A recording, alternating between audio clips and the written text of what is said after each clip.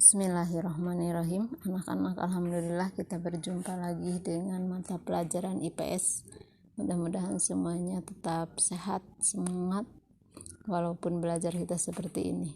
Sebelum kita melanjutkan materi ya, Ibu akan bahas soal yang kemarin nomor 1, interaksi melalui perpindahan ide atau gagasan dari informasi baik secara langsung maupun tidak langsung disebut komunikasi. Nah, karena komunikasi dapat menggunakan media seperti tulisan atau gambar sehingga bisa sebagai perpindahan gagasan ya. Nomor 2, interaksi dalam bentuk pergerakan atau perpindahan manusia, contohnya emigrasi, imigrasi, transmigrasi, urbanisasi disebut mobilisasi karena menunjukkan peristiwa perpindahan atau pergerakan penduduk dari satu tempat ke tempat lain dengan tujuan tertentu gitu ya. Imigrasi, transmigrasi itu kan tertentu ya, kenapa orang transmigrasi ingin hidupnya lebih baik misalkan, atau urbanisasi, perpindahan dari desa ke kota, kenapa? Karena ingin hidup lebih baik. Nah, ada tujuan tertentu. Nah, itu yang disebut interaksi dalam bentuk pergerakan. Yang ketiga, para nelayan dapat bekerja sebagai nelayan apabila berada di pantai yang landai. Jadi dengan kondisi pantai yang landai memudahkan nelayan berlabuh, menyandarkan perahunya dan melakukan proses produksi ikan laut begitu. Kalau ombak yang ganas kan tidak mungkin ya. Nomor 4, di daerah pantai dapat dilakukan pertanian pesawahan dengan sistem pasang surut. Kenapa? Karena pengairannya ya pasang surut dengan air laut tadi. Makanya konsep pertanian pasang surut dilakukan dengan menggunakan jenis padi tertentu, yaitu padi varietas khusus yang tahan kadar garam tinggi. Jadi tidak seperti padi-padi di sawah-sawah seperti kita.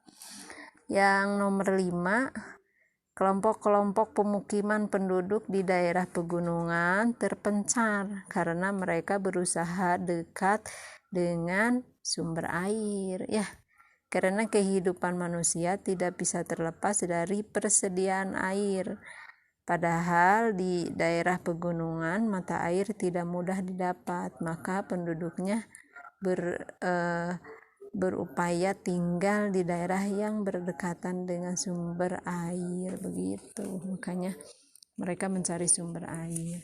Nah, itulah ya, kalau yang masih belum sempurna jawabannya seperti tadi, silahkan koreksi lagi ya yang barusan yang ibu sampaikan.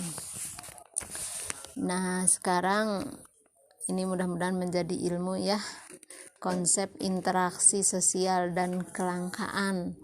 Dalam kehidupannya, manusia dituntut untuk bisa bersosialisasi dengan lingkungan sekitarnya.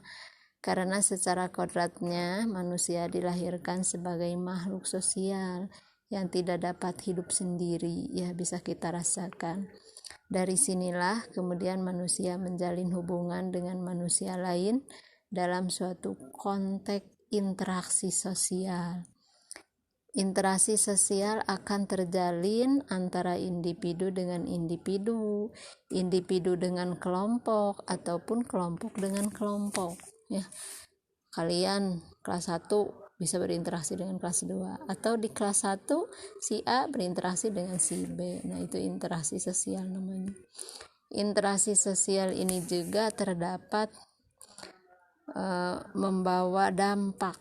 Nah, jadi interaksi sosial juga dapat membawa dampak yang positif, misalnya kerjasama, tapi mungkin menjadi dampak negatif ya, misalnya persaingan dan pertentangan.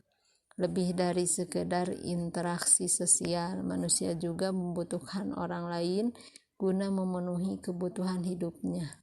Kita tidak bisa hidup sendiri, membutuhkan orang lain. Nah, makanya manusia disebut makhluk sosial ya.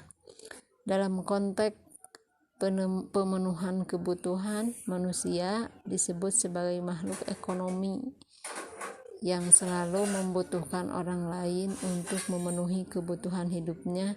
Dalam hal memenuhi kebutuhannya, manusia memiliki kebutuhan yang tidak terbatas, sedangkan barang yang dijadikan sebagai alat pemenuh kebutuhannya itu yaitu sumber daya yang ada jumlahnya terbatas, sehingga ada kebutuhan yang pastinya tidak terpenuhi.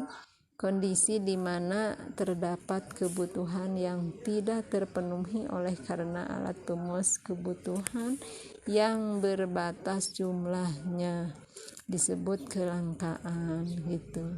Banyak ada sekarang lagi langka sayuran misal. Kenapa? Karena jumlah produksi terbatas dibandingkan dengan yang membutuhkan.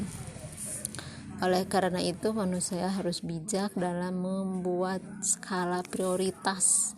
Jadi mana yang lebih diutamakan itu untuk memenuhi kebutuhan itu. Selain itu, manusia harus lebih bijaksana dalam memanfaatkan sumber daya alam yang ada dengan memanfaatkannya secara efektif dan efisien, atau dengan menerapkan prinsip ekonomi.